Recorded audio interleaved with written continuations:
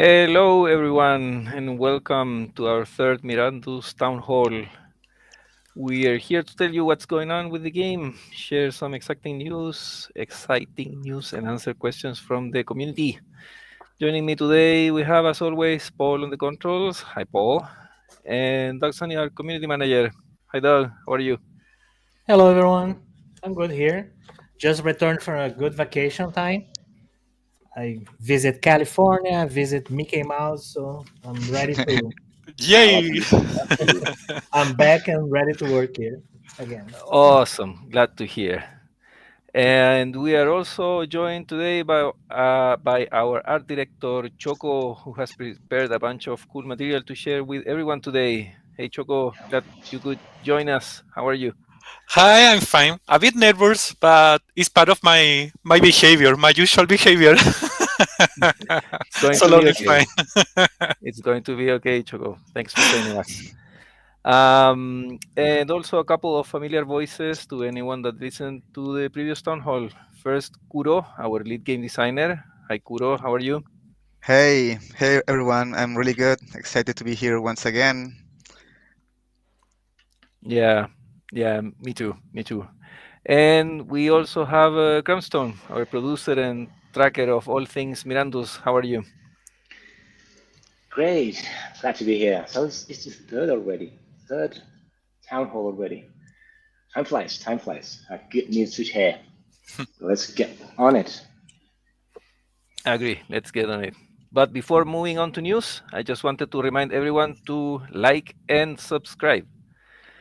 Um, okay. And for the news coming from Mirandus, first we have new members that have joined the team.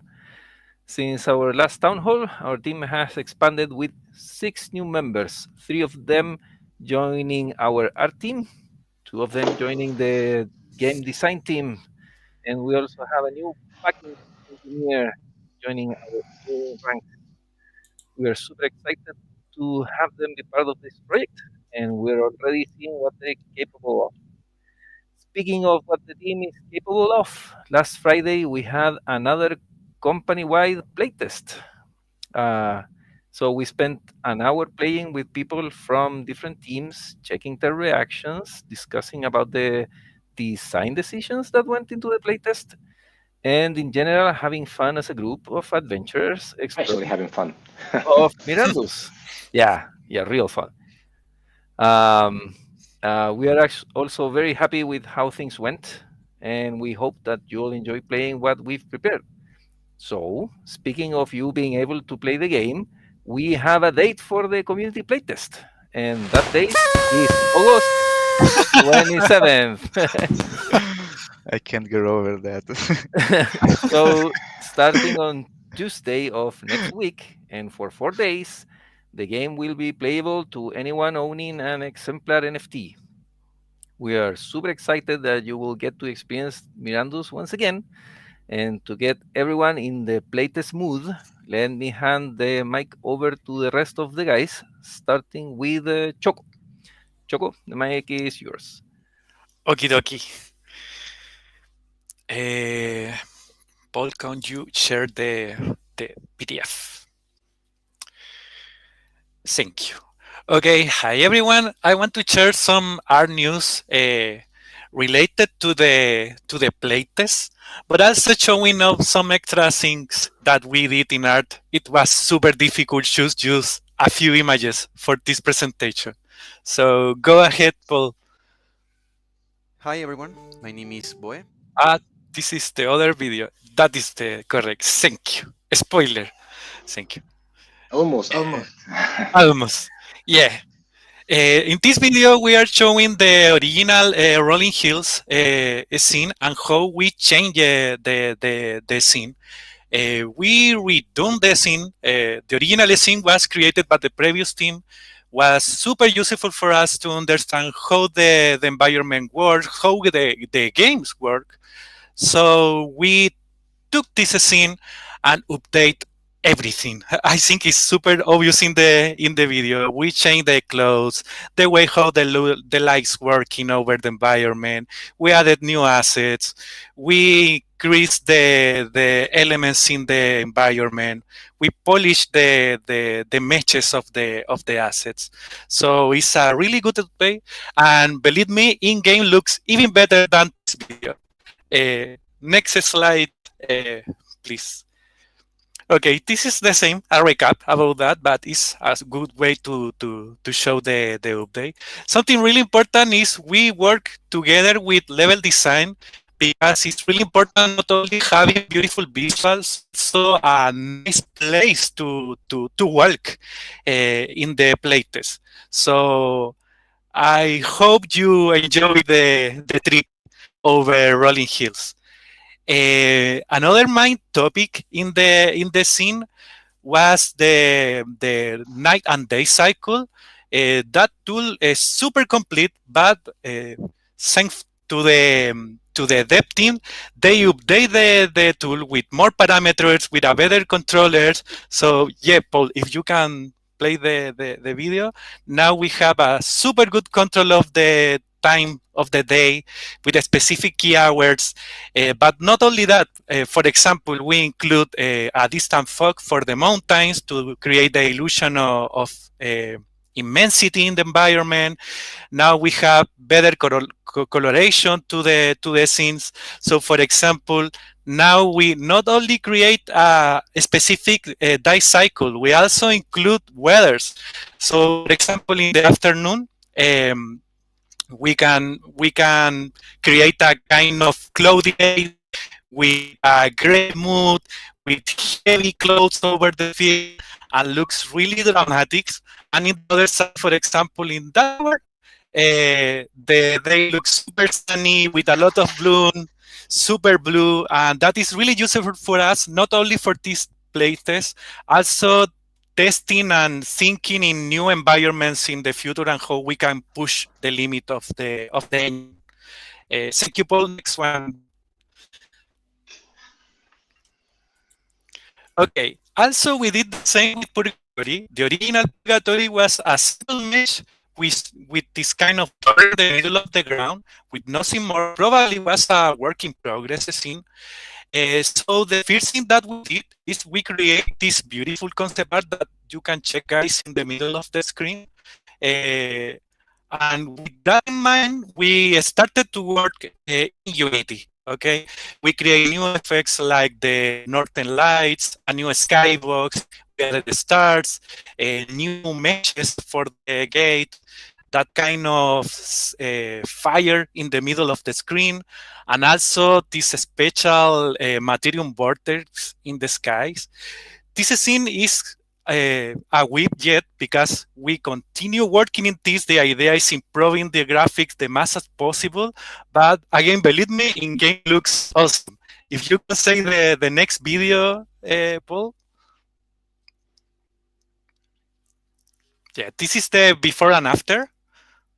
That was the original Purgatory. And okay, this I is want to go there. I want to go there. yeah. I'm going to mention something similar to that. We are going to stay a lot in Purgatory. The game is difficult, so what's really important for us, the Purgatory feel special for all the players. Here is a detail showing the Materium Vortex, because as Fernio mentioned, we have new members in the art team. Finally, we have a VFX artist. This was the first VFX that he created, and looks awesome. Believe me, it's a kind of a special vortex. And also we have the runes in the sky, so looks super, super well in game. The idea is continue making new and exciting VFX for the future and for the next environments. Next slide. Mystical.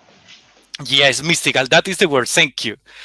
Another important topic for the playtest is 3D art and optimization. I mentioned a little bit of this in Discord some days ago. For example, we recreate the entire or remake the entire 3D meshes for the trees specifically for the pine trees.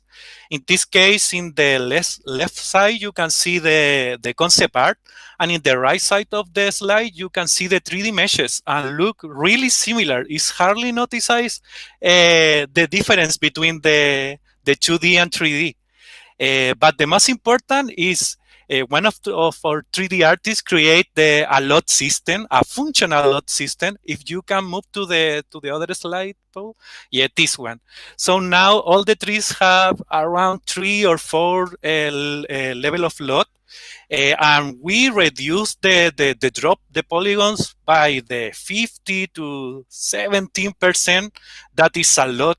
Not only the visual part, also in the optimization for the game. For that reason, days ago I mentioned this is a kind of invisible work, because in game is hardly super difficult notice the difference between the different trees, but it's super useful for the project and look it great. See, so That's part I'm of the really magic. happy. I think Yeah, it's part of magic. It's very difficult to yeah. tell the difference, but it works fine. Yeah, even I saw more show a video, a in-game video showing the trees, but with the compression was almost impossible check what is happening with the lot. So it's better if you check the trees in the playtest in a future. Next slide, Paul. Okay. Sorry, but maybe I'm the only one who learned the term LOD like Yeah, yeah. 2 weeks 2 weeks back. So maybe you can say what's LOD. Yeah, you have right. It's a term to explain what is happening with the number of polygon of a 3D mesh. So, for example, a tree that is really near of you could have a high number of polygon. But if you send the same tree in a hill far away, you can reduce the number of polygon. The asset will look the same, but we have a better performance in the game because we have a lot of forest in the environment. So that is the main reason for this system is reduce the distant polygons in the meshes. Okay, in the design of the character is something similar, the exemplars. We took the original exemplars created by the previous team, and we adjust not just the visuals, we also redone the matches. This was really important because motion matching system required a match that allows more freedom for the movement. I am going to explain that in the later video, but for example, here I want to show what we did with the faces too. We did the adjustment not just syncing in art, also syncing in the lore. So for example, in the elf face, the left side is the old elf face, looks almost a human with just small ears, but the new one has the pointy ears, a more angular face, so it's more coherent with the different races than the game has and the lore that we had and we are writing right now. Looking So more I'm really elvish. happy with that. Yeah. So if you can show the next video, Paul. It's a video a bit long. Maybe we can just show a little bit, but I think it's a good way to understand this. For example, our 3D artists remake the entire area of the shoulder, of the armpits. That is the old model. And that was super good for increase the shapes and the that is the moment. For example, here you can see there is a kind of diagonal line in the face that is super helpful to understand. The orc has some specific characteristics in his face. The same with the body. The original one was too thin or slim. Now has a more wide body. Looks So bulky. yeah, more bulky. But I think the principal reason was animation. We redo the meshes in the odd areas where the animation is critical, like the knees, the arms, the neck. etc. This is the female elf. We also create more spiky ears and a more slim face for the elf. This is the original one, and that is the new one. So we are really happy with the results. And finally, as an extra note, for this playtest, we only include the human male with the new matches, but that is a reason because the characters have a lot of different parameters. It's not just art. We continue working related to the armors, how the characters interact with others, with animations, with the first and third camera. So it's a really complex things, and we want to do in the best way possible. So hopefully in upcoming playtests, we are going to include all the exemplars. Okay, in this video is related to animation. This first part of the video is an example that the animator did, thinking in what is happening with the screen when you fight. It's a kind of mix between animation and what is happening with the UX. It's really important for us create that kind of test, show what is happening with the sword, with the arm, etc. And right now we are showing the animator continue making rigging, showing what we can do with the low poly asset. It's not the same create animations or movement for characters with high poly matches, or in this case, this rabbit is really low poly. So it's really important for us have the proper rig, but it's working really, really well. We are really happy with the results too. So I look so cute. So yeah, we are working really hard to have the best result possible in 3D and animation. Not only Like you for have a laboratory there. You're experimenting with many features. Yeah. Quite a work. Yeah. I think we showed this before in Discord too, but it's really important for us showing all this process because it's not just create animations, it's the entire system. What is happening with the characters, how the armors are going to be attached to the body system, what is going to happening with, for example, faces of if in a future we are going to have a hair in the characters. So all of that technology we need to resolve right now, even if we are going to focus in a small part in the upcoming playtest, but we need to complete all of this right now. Is a really important thing for the art and animation team. Okay, I think you can skip the video, Paul.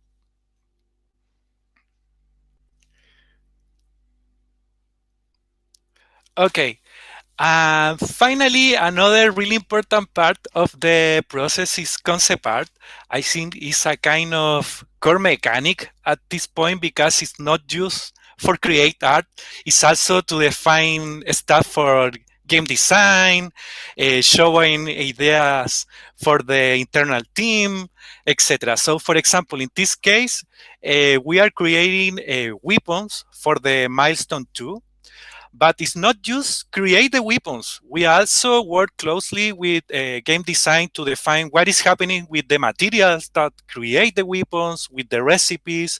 If we are going to have materials, this material needs to have specific colors or fabrics, and we do a lot of this work. As you can see here, looks super professional. It's a super good way to explain not only to the users what is happening, also to the 3D artists to understand how they need to create the assets. If you can to the next slide, thank you. The same here, we are testing the colors. For example, in the shields, it's super useful how we create different woods and colors for the shields, working super well. But also, we continue testing the level of details that we can include in the assets because I know Mirandus has a specific style of art, really minimalistic, but at the same time, we also want to include some extra details to push the limits of the art style. I think that is one of the main goals of the team here.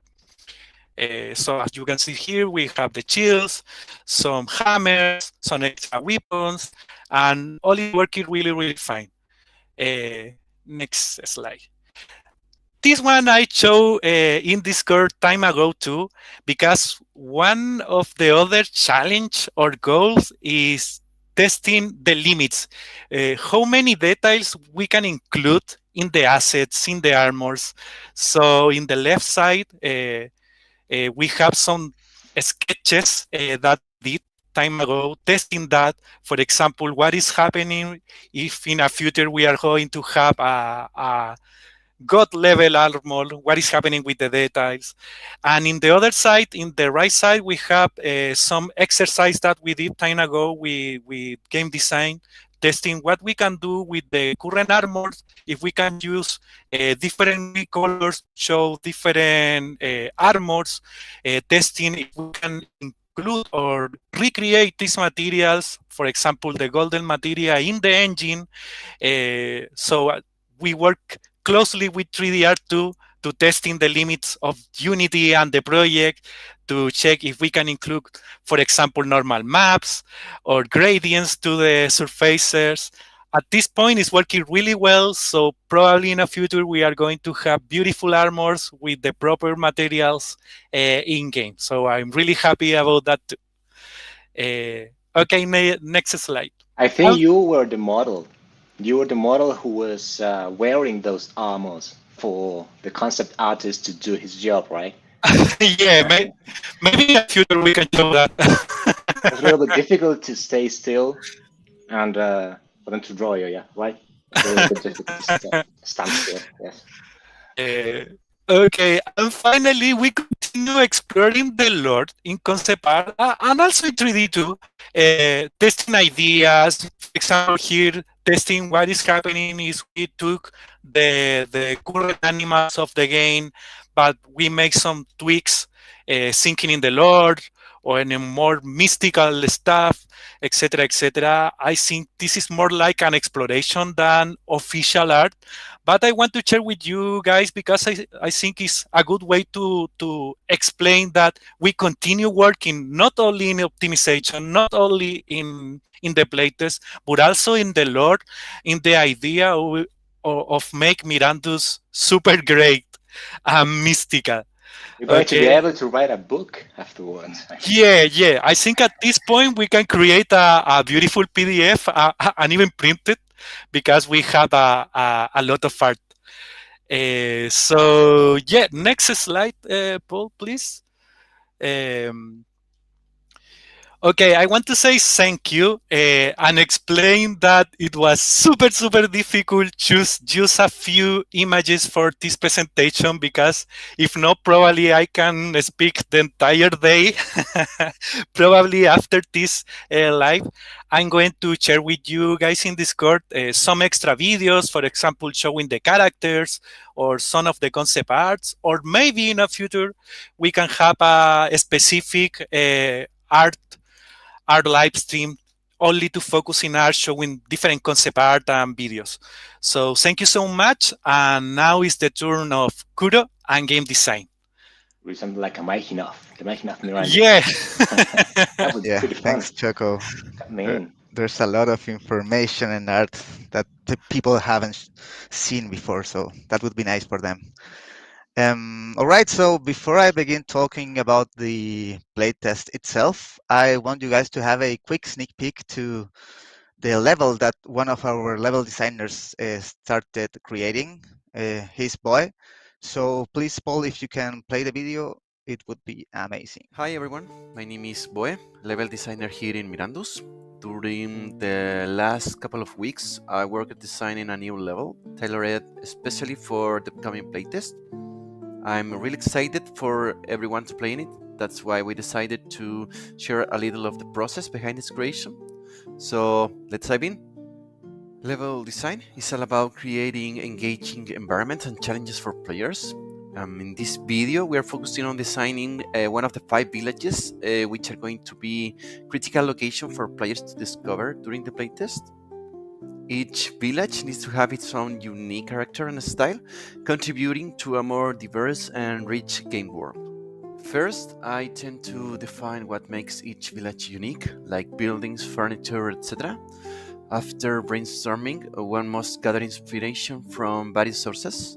I like extracting ideas from everyday life, nature, architecture, or even historical structures. By observing and taking notes on these elements, I find interesting ways to incorporate them into the village designs. Then the placement phase begins, going from macro to micro. I start with a basic layout of the buildings that will serve as the village pivot points and its surroundings. This is particularly helpful because it allows me to divide the villa in different sections and add new ideas as they emerge. Places can neither be too big or too small, so paying attention to the special awareness that players will have within the game or how this can affect the players' feelings, it's really a key. Then I start adding details, always considering how it can aid us telling a story. For example, several mugs or food over some tables could mean that a gathering or a party was held there. One point that people sometimes miss to notice is that it is really important to incorporate everyday objects or familiar elements to create a sense of realism and generate a point of connection between the player and the game world. After that's done, we start with one of the most crucial stages of game development, commonly known as testing. We playtest the level with the team to gather feedback and to identify any area that could be improved. Personally speaking, at this stage, this is important to be as open-minded as you could get, because it helps to understand all other players' perception about the level and identify what could enhance it even further. This is a really complex process, considering that applying feedback and retesting the level could take some iterations. But finally, after all the hard work is done, we end up having a beautiful and immersive level for players to discover and enjoy. Hopefully, you liked learning a little bit about the world of level design. Thanks for joining me in today's video. So, see you in the next one. Okay, did he said this is hard to do? I can do it myself. I'm not No, so no, sure about it. seriously, good job we have level designers. Okay, even I think I've been with you guys so many times, but I never actually saw this work being done. And well, it's pretty. It takes a lot of work to get these things done. That's a great job. Yeah, you need to be like really detail oriented to see that there's no missing colliders, for example, that you can actually interact with all these in-game elements, for example, the stands that we're seeing that right there, and that you guys are going to see in the playtest. So regarding to that, well, first of all, we want to let you know, guys, that we have certain goals for this upcoming playtest, meaning internal goals. So the first one is that we want to test our server's stability, okay, alongside the main core loop, which is basically harvesting, crafting, and killing enemies. Okay, so please, please, I beg you, don't get the wrong idea. The upcoming playtest does not represent the final Mirandus game experience. There's still a lot of gears that need to be turned and other stuff that needs to be fixed. So Sorry, Kudo, I think the music can be turned down a little bit. I think it's too loud. Yeah, Paul can help us a little okay, bit. Yes. Okay. thank you. Thank you. So related to that, when everything that's done, we are going to continue working on giving you guys the play to earn MMO or RPG experience that you deserve. Okay. So as Togo already mentioned, we're going to let you guys play in this new testing map that you are seeing right here in the video, and it is called Rolling Hills. Actually, I don't want to spoil much of it, so the only thing that I will say is that it is a really large area with different villages and hunting zones. So basically, the whole playtest is going to be held in this particular map, And it's the only zone that you will get the chance to see, unless you're like a really, really good and pro player, because the other zone that we have prepared for you is the Purgatory that you already seen. And as you know, Mirandus is not so easy to not go visit the Purgatory every now and then. Ah, don't get me started there. Yeah, at least it looks really, really awesome. Yes. So you won't be missing around. So also we had a lot of stuff going on behind the scenes while creating this the playtest itself. We encountered a lot of bugs. For example, after you killed an enemy, the usual flies that appear beside the corpses were pink instead of black, or some wolves were like really, really otherworldly, because when you extract them, the blood was metallic instead of red. um, there's many Yes, I more. I think don't it, it, know. it looked a little bit like saliva somehow for me. It Yeah, made it it made was. me remember Mortal Kombat back in the day when they censored Mortal Kombat because of the blood. Then everyone was saying that it was saliva all around the place. But it's fixed. It's fixed. Don't worry. Yeah, actually, do you remember anything else that we happened to notice while playtesting? Oh yes, yes. One of the things that well, there were tough ones which were probably showstoppers, like the server leaks. We were having issues with connecting or disconnecting from the server, but of course they were actually fixed. But other ones were quite funny to experience. For example, I remember that when someone was using the torch, I don't know why, but they were not actually holding a torch, but the hand was on fire. So they were like carrying fire around. It works like a torch, but it didn't look like a torch. But it was funny. We have a picture of that. I think we can share that later in Discord. But it was a fun one to see. Yeah, we Another have a one, picture of that. I something that remember. you yes, and regarding the one you just shared regarding the animals, something related with the animals animation when they die. There was one that exemplars didn't look like they were walking or running, but they looked like they were skating in a T pose. Do you remember that? They Oh were yeah, stuck in T pose and they were skating. In the beginning, I think they were some. I don't know what was the technical explanation of that issue, but it was fun to see. We have a lot of some pictures about that as well. yeah. I remember also the one where the deers started like going, like they believed they were goats or something. They started like going really high on several mountains. So Yes, yes, they were like escaping. They didn't want yeah, to be near you. That's okay because they know that you maybe want to hunt them. But they were going to the top of the hills. They shouldn't be there, right? But they were. yeah. It was a fun one. Yes, At yes. least, Fortunately, that was fixed also. yeah. At least we fixed a lot of things. I don't remember anything else that's worth mentioning. But Did you do you want to? Did you know? want me to go through the whole list? Maybe not. We don't have No, enough time for that. no, but I do want to mention something that's related to the rewards, actually, of playing the upcoming playtest. So basically, for everyone who participates, we will get a you will get a reward after the playtest ends. That's going to be for everyone. But there's going to be also another one, which is tied to finding and hunting a really, really, really sneaky enemy. So not everyone's going to be able to get that one, but nevertheless, we will give more information about that particular reward, objectives, and also everything gameplay related in a couple of days. Actually, I would say a couple of days prior to the playtest. Okay, I knew about the reward. That's going to be for everyone who's going to be playing that playtest. I didn't know about this special one. So it's something that's going to be hidden. It's going to be around, as to speak. I, I'm not sure if I want to spoil it yet. No, no, no, not at So, all. so I It's would suggest you guys to stay tuned. As I said, a couple of days prior to it. to it, everything will be very detailed there. Okay, so I think you're hiding information from me. I didn't know that one.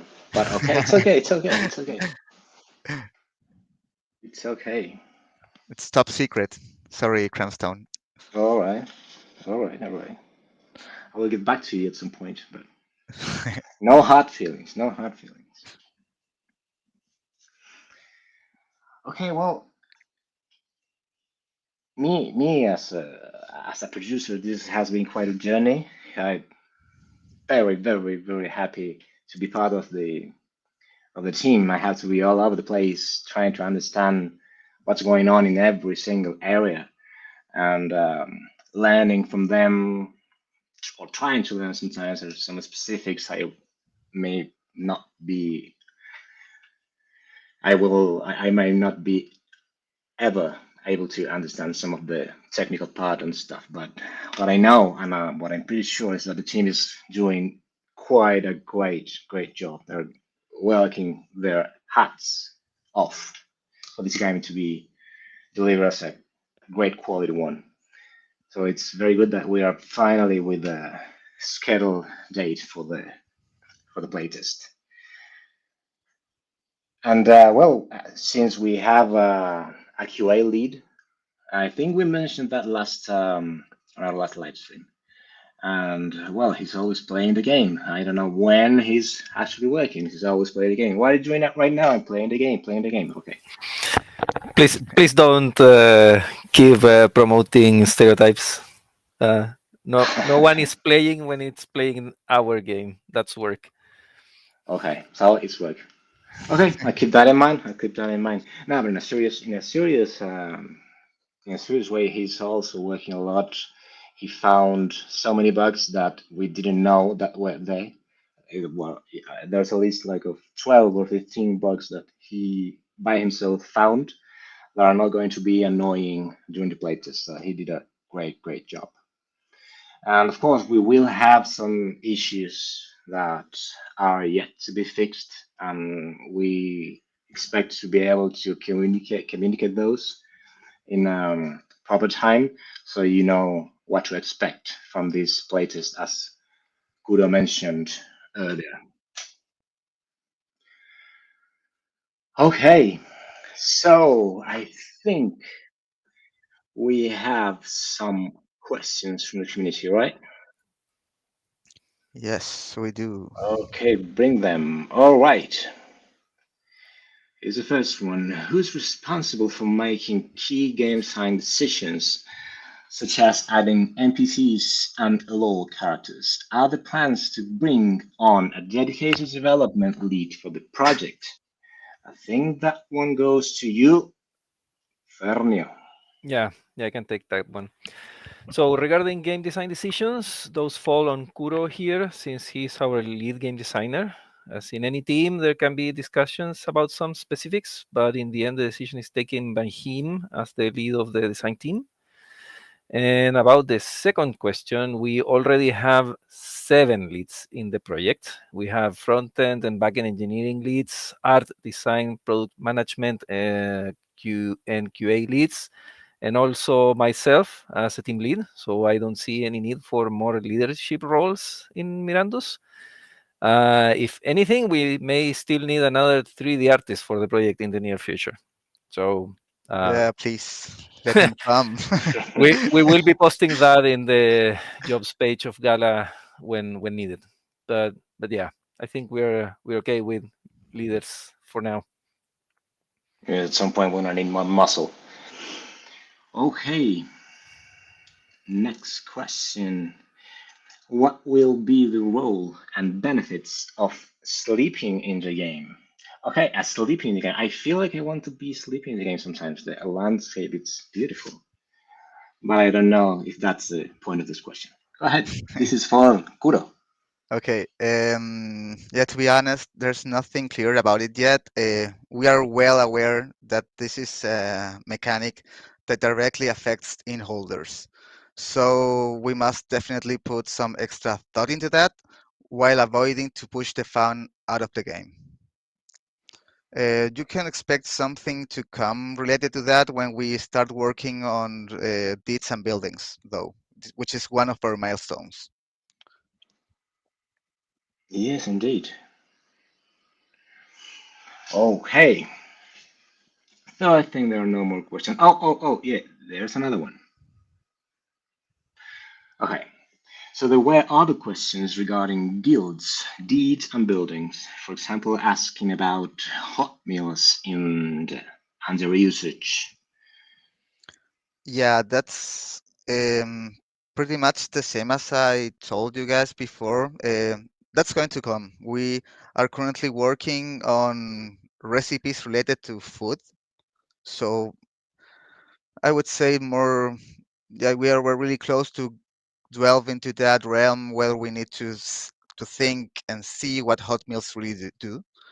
And if we talk about guilds, we really have had every other discussion about it, but nothing so much.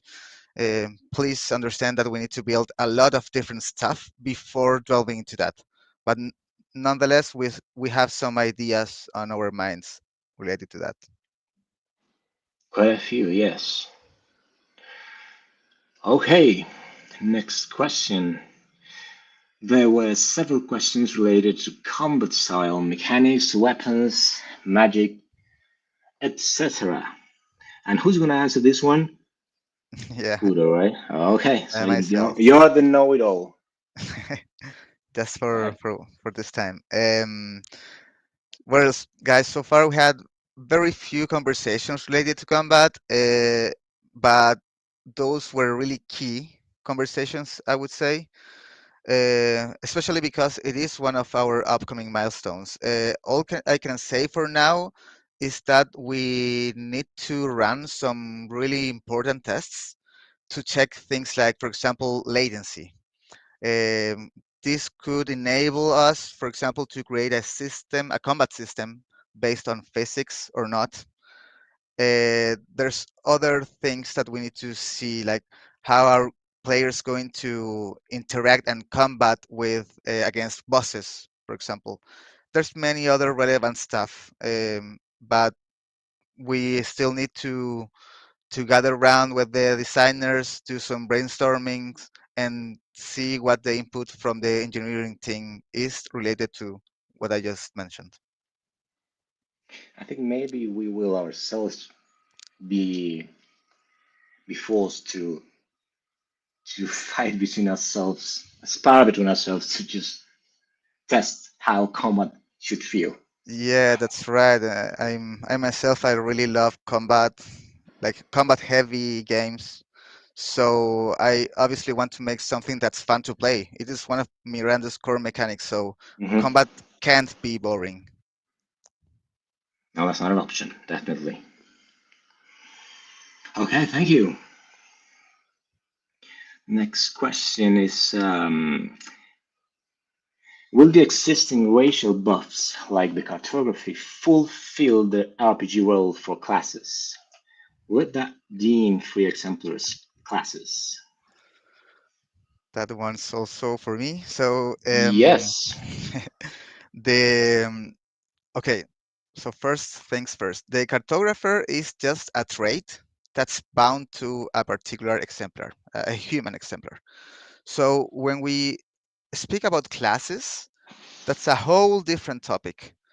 Um, I would say that at first, every exemplar will be classless. So in order for you to become or have a certain class, for example, a cool, badass Blade Master, you will have to acquire that knowledge somehow. It could be through a particular monster drop or through discovering this scroll of wisdom after visiting a particular dungeon or area. So this basically means that you could be a Blade Master for a while, but what happens if you find a new class down the road?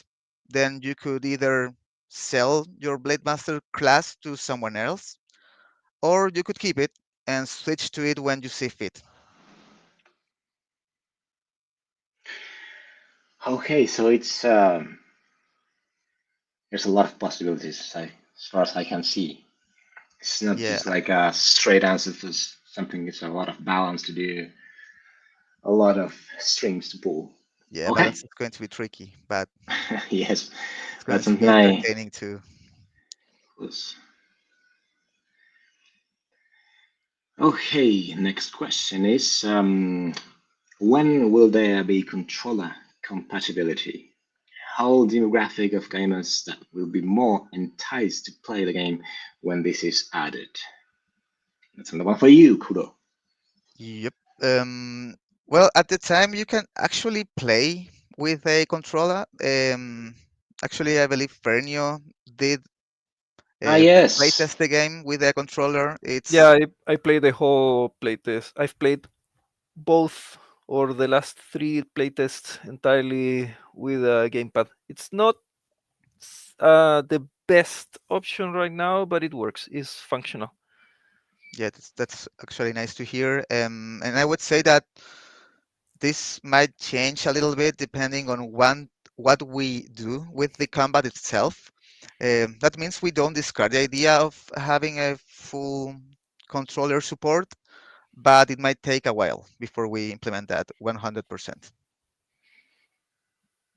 Okay, maybe we can create a special controller for Mirandus, the Mirandus controller. That would be. Okay, and okay, this one I like.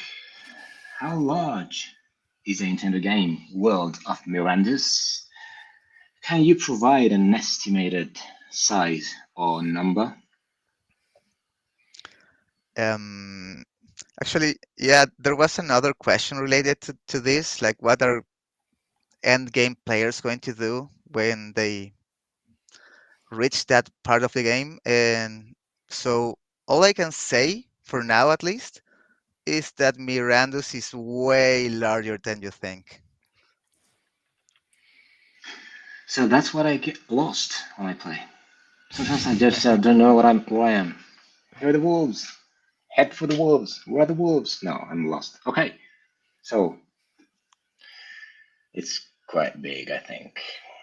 Okay, and last. I I Uh huh. have I have a question that I replied on Discord, but I thought it could be good to state it on the live stream too. Okay. Subspace asked if the during the playtest will we record permanent data onto the blockchain? The answer is no.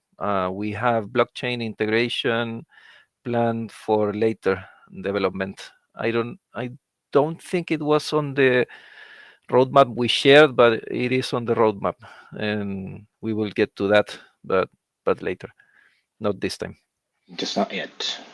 not yet. Okay. Okay, I think I have the last question here, and I think Fernio can answer this one. Okay. When is going to be the playtest? What's the date of the playtest? Oh yeah, it's we've been asked multiple times this on Discord already, even though we said it near the Yes. beginning. But it starts on August 27th. Yes. Oh my god. You set me up, Cranston. I love that. So next Tuesday, and it runs until Friday. Multiple people were asking if we could extend it, and I actually don't think so. I'm not sure that the servers will be able to keep up, but we'll see. But for now, I think we will gather more than enough information those 4 days. And also, the idea is to not have the community wait so long between playtests. So it should be much sooner. I know we said before the end of the year for another one, but we will aim to have something before December. So hopefully we can manage that and have the community see the game much more frequently, and so don't feel so pressured to be able to do everything on the first playtest. Only a small part. It's gonna be fun. It's not going to be all.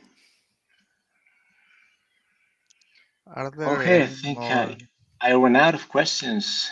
questions? No? I don't know if there's another one. I believe everyone wanted to know the date. Yes. There was a discussion about using Unreal Engine that went for a while there with Micho taking care of replaying most of the time, but someone said like developing games using blueprints is always faster. I just wanted to say that that may be the case until you have to release on console and your game only breaks on console and breaks because of a blueprint, and then you are in a whole world of pain. I've been there. So Indeed, yes. to anyone listening that's developing in Unreal Engine, avoid blueprints if you're going to release your game on consoles. Yeah. At least with Unreal 4, those you could not debug them, and you had to resort to creating periscopes using C++ and jumping from blueprint to C++ back and forth, like debugging with printf almost. Was painful. That's But we, an expert's advice. yeah, it was painful, but we Don't did do it. that. So it can be done, but it's going to be painful. Yes, don't do it. It will bite you. And why use Unity instead of Unreal Engine? That was because that's how we received the game, and the game has multiple years of development, and we would be throwing that away if we switch it to Unreal Engine, since Unity and Unreal Engine don't even share the same programming language. Mhm. Um, Yeah, we don't want to miss all the Yes. previous work. We wanted to yeah, build on top of what was being done, And not not only do the programming, labor. the project right now has a lot of specific tools for Unity related to materials, the weather, the lighting, right, and right. we need to preserve that and pushing the limits, thinking in the visuals, but we need to keep that. Is the most important thing. I think it's not just redone everything and thinking another engine. It's more than that. It's even more Yeah, than that. yeah. That's Yeah, why and, it's out and of someone spec. said something along the lines of, "So you admit you're not a AAA game?" I don't know if that implies that Unity is not the proper engine to build a AAA game, or rather that no no game can be AAA if it doesn't use Unreal. But if that's the case, I would say that Ubisoft has something to say about that. I mean, if you've seen the the latest games, the one with the blue aliens, I forgot the name, Avatar. The Avatar game is like a technical powerhouse, and it uses their own engine. So I'm sure that you can do AAA games using other engines other than Unreal. I do like Mhm. Unreal in any case. I do like Unreal Engine, except for the shader compilation stuff. That's painful. Okay. So maybe as Choco said before, that maybe we can have a special live streams someday regarding art. Maybe we can Yeah, have yeah. our I would regarding like technical stuff. I I would like to have live streams. I like the suggestion that someone said in the team that we may have live streams for specific departments. So maybe an art live stream, a design live stream. Um, we should also try and have a live stream after the playtest and share what we learned, what we saw. Um, Someone is asking about roadmap updates. Yeah, we have to update our roadmap after this milestone. Since we are like achieving the first ones, we have to keep adding to the end of the roadmap. So we have like a moving window looking into the future. And when we have an update, a finalized update, we will share it. Great. Okay, I think if there's not more questions, yes. Okay, so please like and subscribe. Like and subscribe. Remember that one. Remember that. Especially now that we are going to have more AMAs. Yes, yes. You don't want to miss them. Yeah, Nope. and ring the bell so that you get notifications when we post new videos. Yes. Thank you. Thank you, everyone. Thank you for your time. Yeah, thanks for joining us. And Hopefully, you had a good time as we did. yeah, take care, everyone. Thank Take care. you. Thank you so much. Take care. Thank you. Bye bye, everyone.